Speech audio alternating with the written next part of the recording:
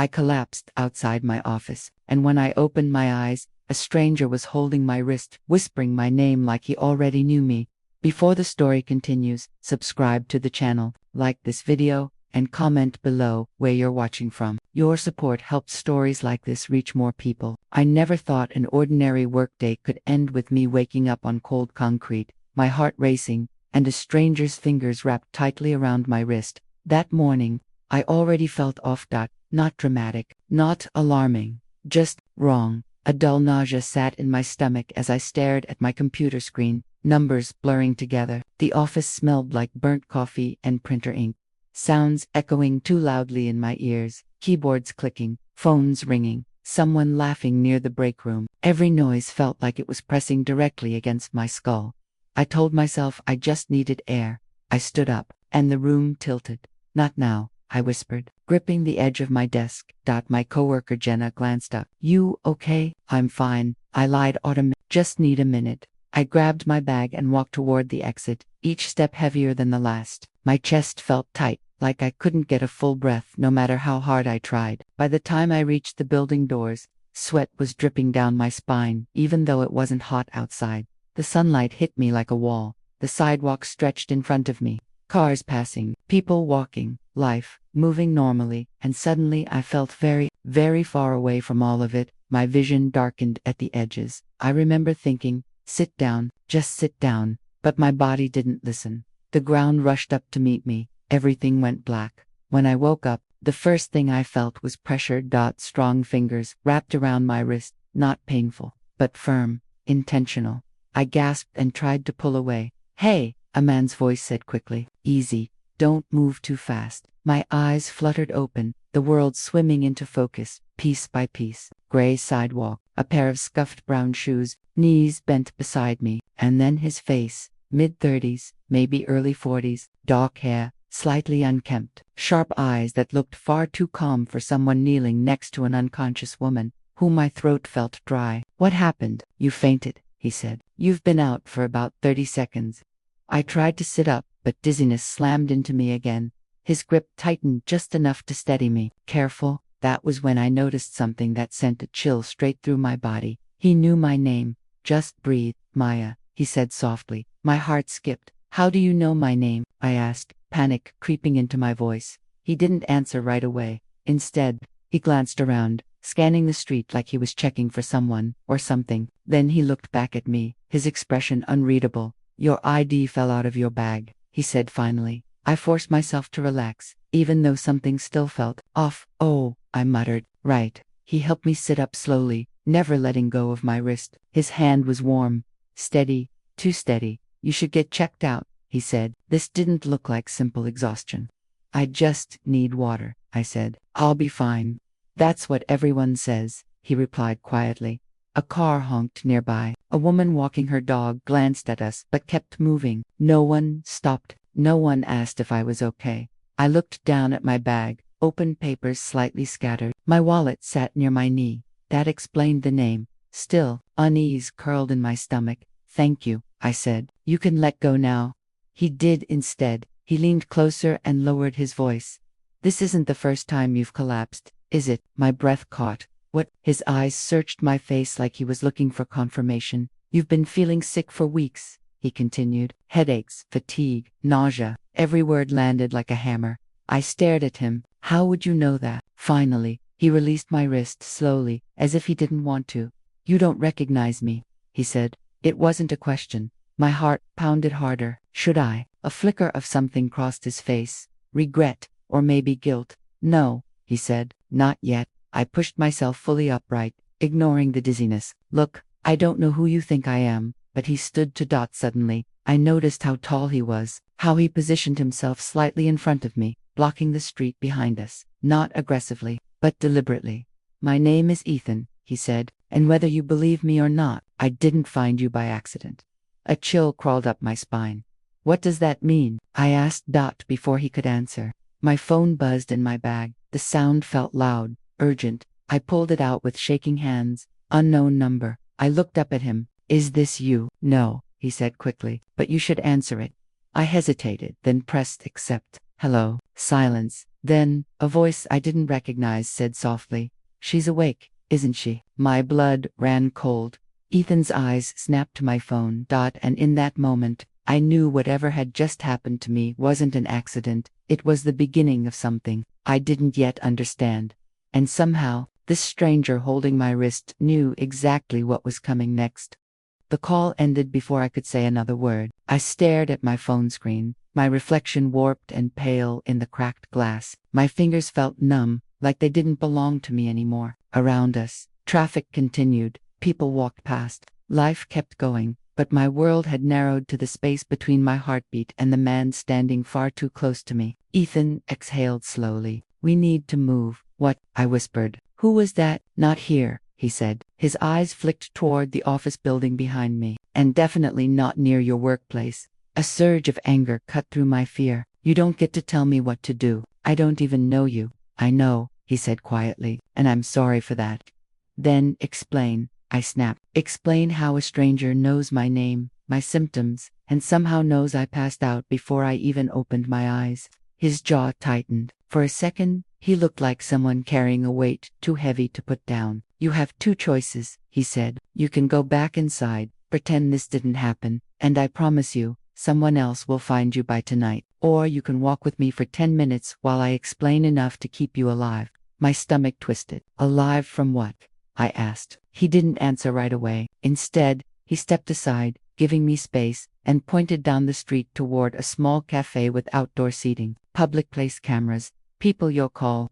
I hesitated. Every instinct screamed at me not to follow him. Every warning I'd ever heard about strangers, about trust, about danger, echoed in my head. But then I remembered the voice on the phone. "She's awake, isn't she?" Whoever that was knew where I was, knew I had collapsed, knew when I woke up. And Ethan hadn't looked surprised. I swallowed. 10 minutes, I said. "That's it." He nodded once. "There." We walked side by side, not touching this time, but I could feel his awareness of me, like he was constantly adjusting his pace to match mine. Watching my breathing, the way my hands trembled. Inside the cafe, the smell of coffee and pastries wrapped around me. Normal, safe. I ordered water with shaking hands and collapsed into a chair. Ethan sat across from me, positioning himself so he could see the door. That alone unsettled me. "You act like you're expecting trouble," I said. "Because I am." I took a long sip of water. "Start talking." He leaned forward slightly. 3 weeks ago, you went to urgent care for severe headaches." My chest tightened. "I didn't tell anyone about that." "You were sent home with painkillers and told it was stress." I felt dizzy again. "Stop. 2 weeks ago, you nearly blacked out in your shower." I froze. I hadn't told anyone about that. Not my coworkers. Not my mother. I'd laughed it off to myself, blaming skipped meals and long hours. "How do you know these things?" I whispered. "Because someone's been monitoring you," he said. "And because I've been monitoring them." My skin prickled. "Monitoring me? Why?" He hesitated, then reached into his jacket pocket and slid something across the table. A photo. It was me, taken from across the street outside my apartment building. I was unlocking my door, hair pulled into a messy bun, phone pressed between my shoulder and ear. I felt suddenly exposed. "Who took this?" "Not me," he said quickly. "But I know who did." I pushed the photo back like it burned. "This is insane. I wish it were." My phone buzzed again. Unknown number. Ethan's eyes hardened. "Don't answer." Against my better judgment, I did anyway. "Hello." The same voice.com, almost amused. "You shouldn't be with him," the voice said. I felt Ethan tense across the table. "Who is this?" I demanded. "A friend," the voice replied. "Someone who's been watching over you longer than he has." "Why are you doing this?" I asked. "What do you want from me?" A pause, then, "What's already inside you?" My heart pounded. "I don't know what that means." "You will," the voice said, "sooner than you think." The call ended again. I slammed my phone down, breathing hard. "Tell me right now," I said to Ethan. "Everything." He didn't soften his voice this time. "You were part of a medical trial 5 years ago," he said. "A small one, quiet, buried under paperwork and legal language." My mouth went dry. "I volunteered for a sleep study in college. That's what you were told." I shook my head. "No, I would remember." "They altered your memory of it," he said. "Chemically, legally, thoroughly." I laughed. A sharp, hysterical sound. "That's impossible." "It was experimental," he said. "And it worked." I stood up abruptly, chair scraping the floor. I'm leaving. He didn't grab me this time. Instead, he said one sentence that stopped me cold. They're not tracking you because you're sick, Maya. They're tracking you because your body is changing. I turned back slowly. Changing how? He looked at me, and for the first time, fear flickered across his face. You're the only subject who didn't reject the treatment, he said. And today, your body crossed a threshold. My vision blurred again, not from dizziness this time, but from the terrifying realization settling into my bones. I hadn't fainted because I was weak. I had fainted because something inside me had just activated, and now, they knew it. I stood there, frozen between the cafe table and the exit, my heart pounding so loudly it felt like it might shatter my ribs. Activated, I repeated, that's your explanation. Ethan didn't raise his voice. He didn't rush me. He just watched me carefully, like he was measuring how much truth I could survive. Yes, he said, and I know how that sounds. I sank back into the chair, legs suddenly weak. Start at the beginning, I said. The real beginning. No more half-truths. He nodded once. 5 years ago, a private biomedical firm launched an off-the-books research program, he said. They recruited college students who needed money, who trusted the system, who wouldn't ask too many questions. My stomach twisted. I could see my younger self, exhausted, broke, eager to sign anything that paid enough to cover rent. They told you it was a sleep cognition study, he continued, but the real goal was neurological augmentation. Augmentation, I echoed hollowly. Enhancement, he clarified. They weren't trying to cure disease. They were trying to push the human nervous system past its natural limits. I folded my arms around myself. You expect me to believe I'm some kind of experiment. You were, he said gently. You aren't anymore. Not officially. A bitter laugh escaped me. That's supposed to make me feel better. No, he said, but you deserve the truth. I pressed my palms to the table, grounding myself. What exactly did they do to me? They introduced a synthetic neural compound, he said, designed to adapt, integrate, and evolve alongside the host nervous system. Host, I repeated, nausea rising. They expected rejection, he continued. Seizures, organ failure, psychological breakdowns. Most subjects experience some form of collapse within weeks. And me, you stabilized, he said. Too well. My pulse raced. Then why don't I remember any of this? Because they erased it, he said. Selective memory suppression. Legal waivers buried under jargon. You signed away your right to remember. I stared at him, searching his face for doubt. I found none. And now, I asked. Now the compound has reached full integration, he said, which means your nervous system is no longer just adapting, it's expressing. A sudden wave of heat rushed through my body. I gasped, clutching my chest. Ethan was on his feet instantly. Maya, breathe. I feel my words caught. I feel everything. The cafe noises sharpened unbearably, cups clinking, voices overlapping, the espresso machine hissing like a scream. My vision sharpened. Two colors suddenly too vivid, movements too fast. I squeezed my eyes shut. Make it stop. Focus on me, Ethan said firmly. Just me. I forced my eyes open. Something strange happened. The moment our gazes locked, the noise faded, not disappeared, filtered. My breathing slowed. How did you do that? I whispered. I didn't, he said. You did. I pulled my hands back, staring at them like they belonged to someone else. What is happening to me? You're developing heightened sensory processing, he said. Reflex acceleration, emotional regulation beyond baseline. That sounds like a superhero pitch, I said weakly. He didn't smile. It also comes with risks, he said. Migraines, syncope, cardiac irregularities, which explains me collapsing, I said. Yes, I swallowed. And the people calling me, they're part of the firm's recovery division, he said. They thought your case was closed, dormant, until today. My blood ran cold. Recovery division, they retrieve assets, he said simply. I stood again, panic clawing its way up my throat. I don't belong to anyone. I know, he said. That's why I'm here. I turned on him. Then who are you? For the first time, he hesitated. I used to work for them, he said. The words landed like a punch. You, what? I whispered. I was part of their internal security, he said. My job was to make sure subjects didn't talk, didn't run, didn't survive if necessary. I backed away. You expect me to trust you after that? No, he said quietly. I expect you to listen. Why help me? I demanded. Because you weren't supposed to live, he said. And because when I saw your file, Something didn't sit right. Like what? You weren't a failure, he said. You were a success they were afraid of. My phone buzzed again. This time, the screen displayed a location pin. Ethan glanced at it and swore under his breath. They're getting closer, he said. Where? I asked. Everywhere, he replied. The cafe door opened, and a man stepped inside wearing a dark jacket and an earpiece. Then another, and another. They didn't look at us directly, but my skin prickled. They're here, aren't they? I whispered. Ethan nodded. We need to go, now. My heart hammered. I don't even know how to use whatever this is inside me. You will, he said. Your body already does. He grabbed my hand, and this time, when our skin touched, something sparked. Not pain. Recognition. And as we bolted toward the back exit, I realized the scariest part wasn't being chased, it was how fast I was starting to understand how to run.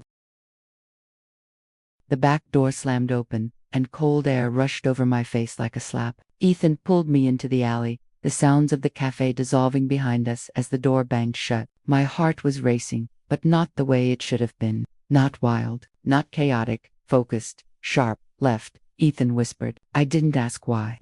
We ran. The alley blurred past, dumpsters, cracked pavement, graffiti-stained brick walls, but my feet moved with terrifying precision. I wasn't tripping, I wasn't slowing down. Every obstacle registered in my mind a split second before I reached it, like my body already knew the path. They're trained, Ethan said between breaths. They won't rush, they'll box us in. How do you know? I asked. Because I trained them. A door ahead burst open. I reacted before I thought. I pivoted, yanking Ethan sideways just as a man lunged from the shadows where we would have been a heartbeat earlier. His hand sliced through empty air. My breath hitched. I hadn't seen him, I'd felt him. What did you just do? Ethan demanded. I don't know, I said. My voice shook. I just knew. The man recovered quickly, reaching for something under his jacket. Run, Ethan barked. We bolted again, cutting through a narrow service corridor that opened onto a side street. Cars sped past, horns blaring. Pedestrians shouted as we pushed through them. My senses were on fire. Every sound arrived, layered and precise. Every movement slowed, as if the world had dropped into a lower gear just for me. This isn't real, I muttered. This can't be real. Stay with me, Ethan said. Dissociation will get you killed. That sentence alone told me how dangerous this was. We ducked into a parking garage, the echo of our footsteps ricocheting off concrete walls. Ethan skidded to a stop behind a parked SUV and crouched low. Listen to me, he whispered. You're not imagining this, but you're also not invincible. I nodded, forcing myself to breathe. Footsteps echoed, slow, deliberate. They're spreading out, Ethan murmured, trying to flush us. My chest tightened. What do we do? He looked at me, eyes steady. We don't fight unless we have to. A shadow passed near the end of the row. Before I could stop myself, I leaned out slightly, and suddenly, impossibly, I saw more than I should have. Not visually, not exactly. I sensed the man's weight shift, the tension in his muscles, the direction his attention pointed like an arrow. He's turning, I whispered. He's about to check the far side. Ethan stared at me. How do you know that? Because his breathing changed, I said, and his pulse spiked. That's not possible, he said. I know, I replied, but it's true. Another man appeared near the entrance ramp. 2 more behind him. They've got 5, I whispered. 1 behind the stairwell, 1 by the elevator. Ethan's face went pale. Maya, you shouldn't be able to do that yet. Fear sliced through me. Yet, he opened his mouth to answer, and the SUV beside us exploded with noise. An alarm screamed as a bullet shattered the rear window. Move, Ethan shouted. We sprinted deeper into the garage. I vaulted a concrete divider without breaking stride, barely realizing what I'd done until Ethan cursed in disbelief behind me. Slow down, he yelled. I skidded to a stop, chest heaving. I didn't mean to. Another shot rang out, sparks flying from a pillar inches from my head. I ducked, adrenaline surging. Something inside me snapped into place. I wasn't scared anymore. I was angry. A strange calm spread through my body, and with it came clarity. Time stretched. I could feel the shooters repositioning. I could hear their fingers tightening on triggers. They're flanking, I said. 2 seconds. Ethan stared at me like he was seeing a ghost. Then he trusted me. We moved exactly when I said. The bullets missed us by inches. We burst out the far exit into daylight, lungs burning. A delivery truck idled at the curb, engine running. Ethan grabbed the driver, flashed something too fast for me to see, and shoved him aside. We jumped in. The truck lurched forward. Sirens wailed behind us. I collapsed against the passenger seat, shaking. What am I becoming? I whispered. Ethan didn't look at me. What they tried to build. Tears blurred my vision. I didn't agree to this. No, he said. You survived it. The truck sped through traffic, weaving unpredictably. My phone buzzed again. This time, a text. Unknown. You're adapting faster than projected. My blood ran cold. Ethan glanced at the screen. They're watching in real time, he said. I looked out the window. City streaking past. For the first time, a terrifying thought took root. What if I couldn't go back to who I was? And worse, what if a part of me didn't want to?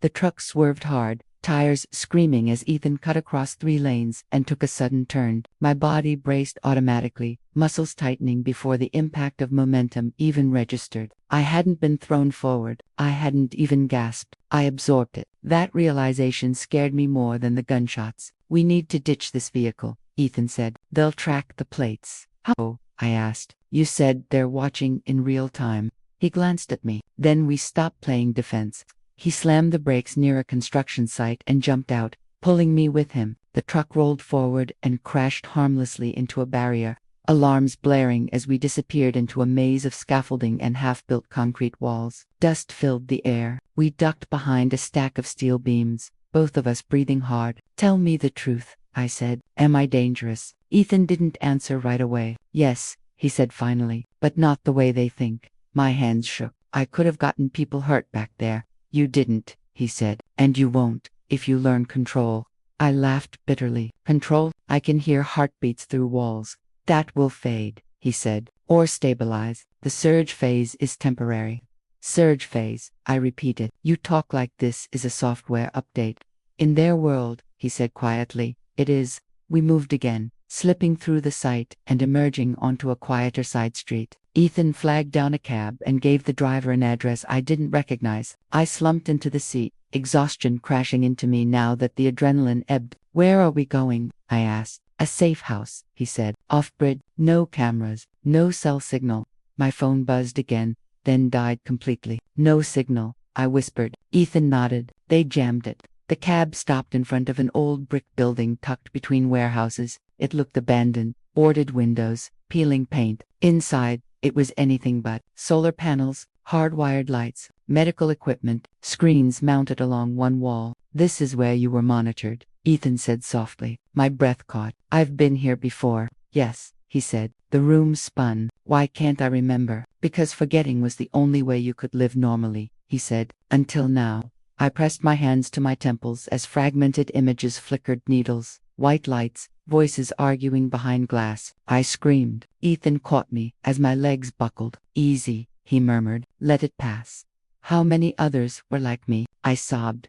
His silence was answer enough. Am I the last? I whispered. Yes. That word echoed inside me. The last. A monitor beeped behind us. Text scrolled across the screen by itself. Subject online. I backed away. That wasn't there before. Ethan's face hardened. They breached the system. A voice filled the room, calm, familiar. The one from the phone. Maya, it said. You're home. I covered my ears. Get out of my head. You misunderstand, the voice replied. I was always here. Pain exploded behind my eyes. I dropped to my knees as memories surged violently. Procedures, restraints, Ethan standing behind glass, watching. You lied to me. I screamed. I protected you, he shouted back. I broke you out. The voice continued, unfazed. You're exceeding every projection, it said. Your emotional response is the only variable we can't control. I looked up, tears streaming. Then stop. We can't, the voice said, and neither can you. The screens flickered. A countdown appeared. Recovery team ETA, 6 o'clock, 6 minutes. Ethan grabbed a bag from the corner and threw it at me. We leave now. I wiped my face, something hard settling in my chest. No, I said. He froze. What? They won't stop, I said. Running just makes me pray. Maya, I'm done being chased. The room hummed, energy thrumming through my veins. For the first time, I didn't feel like a victim. I felt like a choice, and whatever they had turned me into, I was about to decide what it was for. The hum in the room deepened, like the building itself was holding its breath. Ethan stared at me, searching my face for hesitation. He didn't find it. You don't know what you're saying, he said carefully. Standing your ground gets people killed. I was already killed once, I replied. My voice didn't shake. That frightened me more than anything. I just didn't know it yet. The countdown ticked louder in my head than on the screen. 5:41, 5:40. I stepped toward the central console. The closer I got, the clearer everything became. Not clearer like understanding, but clearer like connection. My skin prickled, and the air felt charged, as if invisible threads were tightening around me. They're linked to me, I said. The systems, the cameras, the trackers. Ethan's eyes widened. Maya, don't. I placed my hand on the console. The moment my palm touched the cold surface, the world split open. Information didn't appear as words or images. It flooded me as sensation, pressure, rhythm, structure. I could feel the network the way you feel your own pulse. Nodes, relays, external observers leaning in from far away, confident and curious, and watching. I yanked my hand back with a gasp. What did you see? Ethan asked. They're not just tracking me, I said slowly. They're learning from me. Every spike, every emotion, every decision. Yes, he said. That's why they let you run. A bitter smile tugged at my mouth. Then let's give them something to study. The voice returned, smoother now, almost indulgent. You're frightened, it said. That's expected. Fear accelerates adaptation. I'm not frightened, I said aloud. I'm angry. For the first time, the voice hesitated. That's new, it said. I felt something shift, subtle, but unmistakable. The presence pressing against my mind recoiled slightly, like it had brushed against something sharp. Ethan noticed it too. They didn't anticipate resistance at this stage. Neither did I said. The countdown flashed red. 3:12 distant sounds filtered through the building engines. Doors slamming, boots on concrete. They're here, Ethan said. I closed my eyes. The noise didn't overwhelm me this time. I sorted it, separated it, identified patterns the way instinct once identified danger. 6 people outside, 1 on the roof, 2 at the rear entrance, heart rates elevated but controlled, professional. They're scared, I murmured. Ethan stared at me. No, they're not. Yes, I said, they are, just not of me. I opened my eyes and met the nearest camera's unblinking lens. You keep calling me a subject, I said calmly. You keep talking about projections. The voice responded instantly. You are the most valuable data point we have. I tilted my head. Then you should have remembered one thing. And what is that? I'm human. I reached inward, not toward the systems this time, but toward myself, toward the anger I'd been holding back since the cafe, since the alley, since the moment I woke up on the sidewalk with a stranger's hand on my wrist and my life no longer belonged to me. I let it surface. The lights flickered, alarms screamed. Ethan staggered back as a shockwave rippled through the room, knocking equipment to the floor. Maya, he shouted. I dropped to one knee, gasping, but I didn't lose consciousness. I felt centered, like I'd finally aligned with something that had been waiting for me to notice it. On the screens, data streams spiked wildly. The voice was no longer calm. Stop, it commanded. You're destabilizing the interface. Good, I whispered. Outside, gunfire erupted, not toward us, but toward the building's own systems as doors malfunctioned and lights cut out. They're losing control, Ethan said in awe. I looked at my trembling hands. So am I. A sharp pain tore through my chest, and I cried out, clutching myself as my heart hammered violently. Ethan rushed to me. This is too much. You're pushing too fast. I don't know how to slow it, I gasped. Then listen to me, he said urgently. Anchor yourself. A memory, something real. My mind raced. Childhood, laughter, sunlight. But the images slipped through my fingers like smoke. Then something solid surfaced. The sidewalk, the moment before I collapsed. The confusion, the fear, and then his hand on my wrist. Steady, real. I locked on to that sensation. The pain receded just enough for me to breathe. The systems quieted, not gone, but muted. On the screens, the data stabilized. Silence followed, heavy and stunned. The voice spoke again, different now, cautious. We underestimated the emotional variable, it admitted. Ethan helped me to my feet. You don't get to revise this, he said. She's not your experiment anymore. I wiped the sweat from my brow, exhaustion crashing over me like a wave. This doesn't end today, I said. Does it? No, Ethan replied softly. The building shook as an explosion rocked the far side. They'll regroup, he continued. Change tactics. I nodded. So will I. somewhere deep inside me, beneath the fear and the anger, something else stirred. Resolve. They had built me to adapt. They had forgotten one thing. I could choose what I adapted into. The explosion echoed through the building, dust raining from the ceiling as the lights flickered again. Somewhere metal screamed as it twisted under pressure. I swayed, the aftershock rippling through my body like a delayed echo. Ethan grabbed my shoulders. We have to move now, before they seal the perimeter. I nodded, though my limbs felt heavy, like I'd just run miles instead of minutes. Every nerve still buzzed, overcharged and raw. Stairs, I said hoarsely, not the elevator. He didn't question me. We took off down a narrow stairwell just as the emergency lights cut in, bathing everything in red. My heart rate climbed again, but this time, I could feel where the line was, how far I could push before losing myself. That scared me almost as much as it reassured me. Halfway down, I stopped so abruptly Ethan nearly collided with me. Wait, I whispered. What? He hissed. They changed, I said. Who? The team outside. Their rhythm is different. I pressed my palm against the concrete wall, closing my eyes. The vibrations told a story my ears couldn't. They've switched command, I said. New orders. Capture, not contain. Ethan swore under his breath. That means they want you intact. I know. We reached the ground floor and slipped into a maintenance corridor that smelled of oil and damp concrete. Pipes ran overhead, dripping steadily. My head throbbed with every step, but I forced myself to stay present. Maya, Ethan said quietly as we moved, there's something you need to know. Now, I muttered, yes, because if this goes wrong, you deserve the full picture. I slowed but didn't stop. Talk. They didn't just enhance you, he said. They bonded the compound to your emotional processing centers. I froze. What does that mean? I asked slowly. It means your emotional responses don't just react anymore, he said. They influence how the system inside you expresses itself. Cold spread through my chest. So when I get angry, you spike, he finished. When you're afraid, the system When you're calm, I swallowed. I become dangerous in a different way.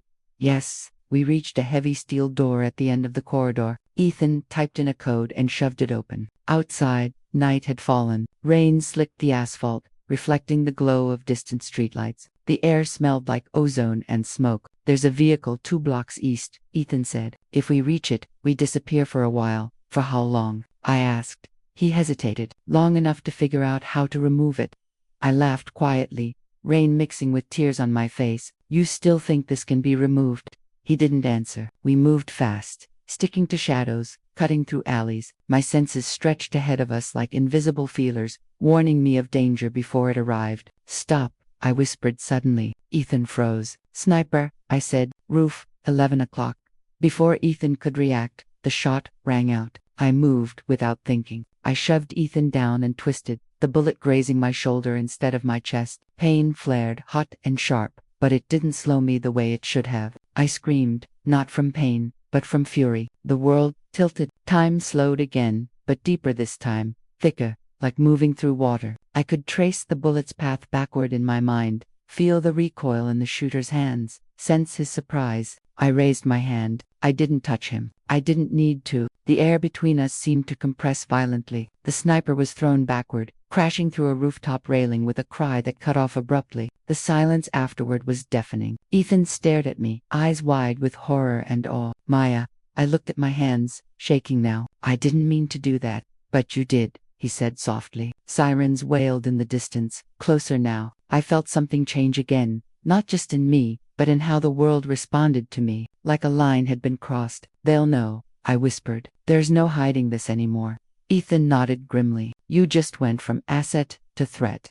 We reached the vehicle, a dark SUV tucked beneath a bridge. Ethan threw open the door and shoved me inside, then jumped in after me. As he started the engine, my phone, which should have been dead, lit up on the dashboard. One message, unknown. You've surpassed containment. I closed my eyes, exhaustion crashing over me, my body trembling from the after effects of what I'd done. I didn't want this, I whispered. Ethan glanced at me, his voice rough. I know. The SUV roared to life and sped into the night. Behind us, the city pulsed, unaware that something fundamental had just shifted. And deep inside me, beneath the fear and the guilt, a terrifying certainty took shape. There was no going back, only forward. And whatever waited there, it was already afraid of me.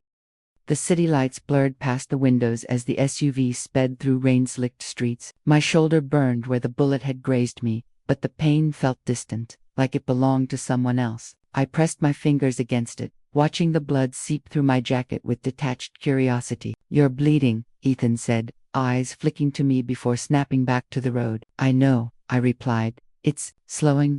"That's not normal," he said. "I'm starting to think normal isn't coming back," I said quietly. We drove in silence for several minutes, the hum of the engine steadying my thoughts. I focused on that sound, using it like an anchor the way Ethan had taught me. In, out, stay present. But the moment my heart rate stabilized, something else surfaced.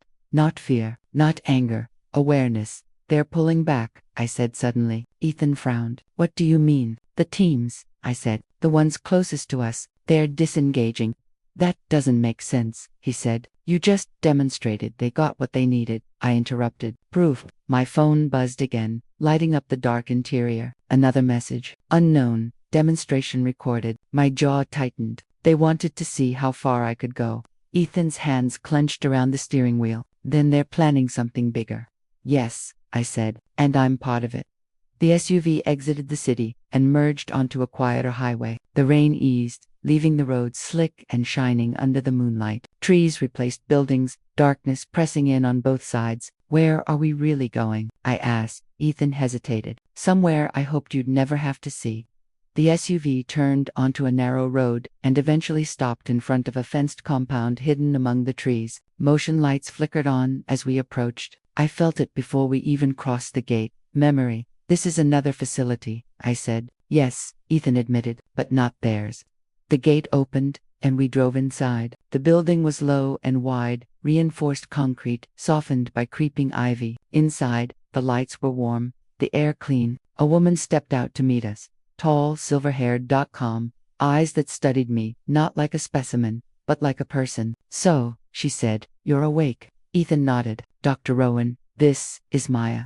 Dr. Rowan extended her hand. I hesitated, then shook it. Her grip was gentle. "I helped design the failsafes," she said. "Before I realized what they were really doing." "Failsafe?" I asked.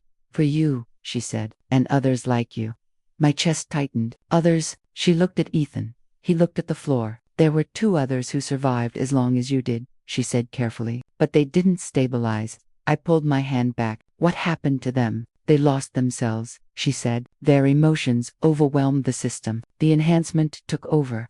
A chill crept up my spine. "And me. You integrated," she said. "Which means you still have a choice." I laughed softly. "Does it feel like that from the outside?" Dr. Rowan smiled sadly. "No. It feels like watching someone stand on the edge of something enormous." She led us inside to a medical room. Sensors, monitors, a bed. I sat while she scanned my shoulder, shaking her head in disbelief. "Your tissue regeneration is accelerating," she murmured, "still within survivable parameters. For now." "For now," I repeated. Ethan leaned against the wall. "Tell her about the directive." Dr. Rowan sighed. "They're not just after control anymore," she said. "They want replication." My stomach dropped. "You mean they want to reproduce the process," she finished, "using you as the template." I stood up abruptly. "No, they can't," Ethan said. "Not without her consent." Dr. Rowan's eyes darkened. "Consent hasn't stopped them before." Silence settled over the room. I felt the weight of it press down on me, the knowledge that whatever I was, it could be multiplied, weaponized, unleashed. "They won't stop," I said. "No," Dr. Rowan agreed, "but neither will you." I looked at her. "You're not afraid of me." "I am," she said honestly, "but not in the way they are."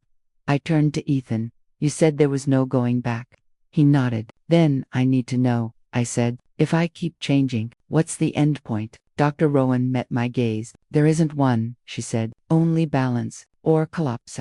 That night, as I lay on the narrow bed listening to machines hum softly around me, sleep wouldn't come. Every time I closed my eyes, I felt the system inside me watching, learning, waiting. And somewhere far away, behind walls and screens, I knew they were doing the same. Planning, preparing, because the next move wouldn't be about chasing me. It would be about forcing me to choose what I was willing to become.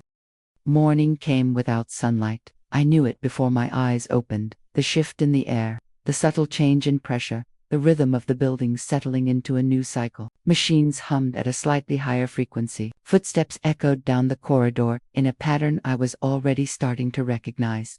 I was awake before I was conscious. That thought alone unsettled me. I sat up slowly, my shoulder almost healed now, skin warm and faintly sensitive where the bullet had grazed me. No scar, no stiffness, just a memory, a warning. Dr. Rowan stood at the doorway, watching me with careful neutrality. "You didn't sleep," she said. "I rested," I replied. "That's different now," she nodded. "You're adapting to internal feedback loops." "I can feel them," I said, "like breathing, automatic." She entered the room and handed me a tablet. On the screen were waveforms, neural maps, live data streams. "That's me," I asked. "That's part of you," she said, "and it's changing." I scrolled, understanding more than I should have. Patterns leaped out instinctively, correlations between emotional spikes and physical output, thresholds I hadn't noticed I was crossing. "They're mapping this too," I said. "Yes, and they'll try to push me past it, yes." I looked up at her. "Then, don't let them." Her expression tightened. "We may not have a choice." An alarm sounded softly, not a blare, but a tone of alert. Ethan appeared moments later, tension written into every line of his body. "They've gone dark," he said. Dr. Rowan stiffened. "All channels, all of them," he replied. "No surveillance drones, no chatter, no recovery teams." My stomach twisted. "That's worse, isn't it?" "Yes," he said. "It means they're executing phase 2. Dr. Rowan pulled up a projection. "We intercepted fragments of their internal planning last night. The screen filled with schematics, facilities, infrastructure, names redacted. At the center of it all, my neural signature. They're building a trigger scenario," she said. "Something designed to force an emotional overload. To break me," I said. "Or to complete you," Ethan added quietly. I stared at the screen. "Where?" Dr. Rowan zoomed in. "My hometown." My breath left me in a rush. "No, they know emotional leverage is your biggest vulnerability," she said. "Family, history, unresolved ties." I shook my head. "My mother is there, and that's why you can't go alone," Ethan said. I looked at him sharply. "You're not coming." "Yes," he said. "I am. This isn't your fault anymore," I said. He met my gaze steadily. It never stopped being. A silence fell between us, heavy, unresolved. Dr. Rowan broke it. "If you go, you may not come back the same." I gave a humorless smile. I already didn't. Preparations moved quickly. Gear suppressors, countermeasures that felt laughably small compared to what was building inside me. Before we left, Dr. Rohan stopped me. "There's something else," she said quietly. "A final failsafe." I tensed. "What kind?" "A neural lock," she said. "If your emotional output exceeds survivable levels, it will shut the system down. And me with it," I said. She didn't deny it. "You'd rather kill me than let me lose control," I said flatly. "I'd rather you choose," she replied. "While you still can." Ethan looked away. I stood there for a long moment, feeling the weight of the decision settle into my bones. "Install it," I said finally. Ethan spun toward me. "Maya, if I become what they want," I said, "then I stop being me." Dr. Rohan nodded solemnly. "I'll do it myself." The procedure was quick, cold, precise. When it was over, I felt quieter, not weaker, just contained as we drove toward my hometown. Dread coiled tight in my chest. They were waiting. I could feel them like a storm on the horizon, distant, massive, inevitable. Whatever phase 2 was, it would end one way or another tonight. And I knew, with chilling certainty, that only one of us would walk away unchanged. The town looked smaller than I remembered. We parked 2 streets away from my mother's house, the engine ticking softly as it cooled. Dawn was just beginning to bleed into the sky, washing everything in that fragile blue-gray light that made the world feel suspended between breaths. "She doesn't know," I said. Ethan shook his head. "No activity near the house. They're waiting for you to get closer." Of course they were. I stepped out of the car, my boots crunching softly against gravel. The air here smelled different. Grass, damp earth, something familiar that tightened my throat. My body reacted instantly. My heart rate spiked. The system stirred. I closed my eyes and forced it down. Balance, I reminded myself. We moved on foot, keeping to the shadows. Every step closer to my childhood home made memories, surface uninvited, scraped knees, late night talks at the kitchen table, my mother's voice calling my name when dinner was ready. I felt the pressure building inside me. "They're amplifying it," I whispered. "Using the environment." Ethan nodded grimly. "They've seeded the area with emotional triggers." We reached the corner. My mother's house stood exactly where it always had. Lights on, curtains drawn, alive. Relief hit me so hard, my knees nearly buckled. Then, the voice returned, not in my ears, but everywhere. "You came," it said. I felt the neural lock tighten slightly. A warning. "I told you I would," I said aloud. "You wanted me here." "Yes," the voice replied, "because this is where you decide." Figures emerged from the shadows across the street. Not soldiers this time. No weapons raised. Just people in suits. Calm and confident. They didn't need guns. "We don't want to hurt her," the voice continued, almost gentle. "We just want to finish what we started." "By breaking me?" I asked. "By freeing you," it said. "You've felt it. The clarity. The power. You're no longer limited by fear or weakness." I laughed softly. "You're wrong." A door opened behind me. "Maya," my mother's voice. Everything inside me surged at once. Love, terror, rage, instinct. The system flared violently, data screaming through my mind. The neural lock burned. I cried out, dropping to one knee as my vision fractured. "Maya," Ethan shouted, rushing toward me. "Don't come closer," I screamed. "They're using her." The voice sharpened. "Let go. Let us take the weight."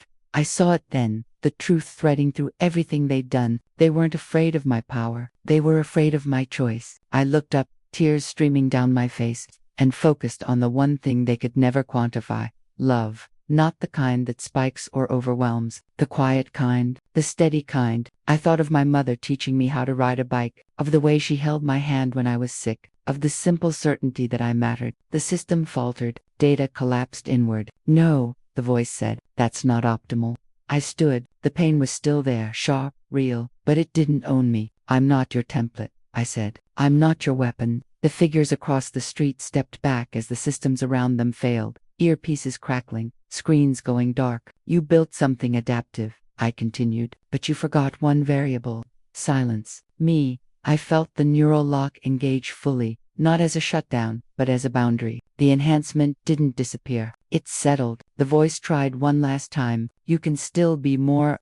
I shook my head. "I already am." The connection severed. Every screen, every system, every watcher went dark at once. Ethan stared at me, breathless. "Maya, what did you do?" "I ended it," I said softly. "For all of us." Across the street, my mother stood frozen, confusion etched on her face. I ran to her and wrapped my arms around her tightly, grounding myself in the warmth of her body, the steady beat of her heart. "I'm okay," I whispered. "I promise." Behind us, sirens approached, authorities responding to failures they didn't yet understand. The world would ask questions. They always did. But the experiment was over. The chase was over. And as the sun finally broke over the horizon, warming my face, I knew something else too. Something deep and unshakable. They had changed my body. They had tested my limits. But they had never owned me. And they never would.